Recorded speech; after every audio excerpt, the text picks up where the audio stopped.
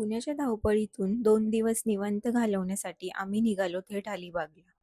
समुद्रकिनारी मज्जा-मस्ती तर झालीच, पण अलिबागला आल्यावर इथल्या अस्सल मसाल्यांची चव घरी नेली नाही तर ट्रिप अपूर्णच ना.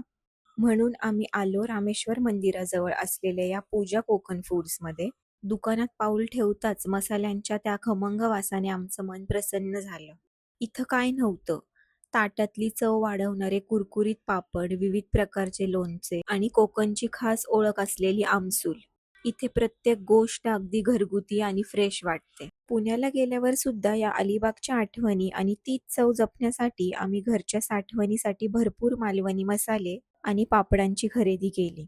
फक्त खाऊच नाही तर अलिबागची आठवण म्हणून आम्ही काही छोटेसे किचन्स आणि मॅग्नेट सुद्धा घेतले. कोकणची ही माया आणि चव आता आमच्यासोबत पुण्याला चाललीये.